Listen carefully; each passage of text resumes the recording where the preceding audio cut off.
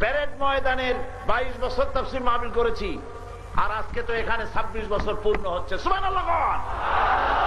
কে ঠেকাবি আল্লাহর কোরআন? ঠেকাতে পারবে কেউ? প্রথম দিনে চট্টগ্রাম তাফসীরুল কোরআন মাহফিল প্রথম দিনে প্যারেড ময়দানের শেষ দিনের মতো লোক হয়েছে। দ্বিতীয় দিনে আরো বেশি। তৃতীয় দিনে আউটার স্টেডিয়ামের চতুর্দিকে 60টা রাস্তা, স্টেডিয়ামের ভেতরে ধারণ ক্ষমতা 40,000।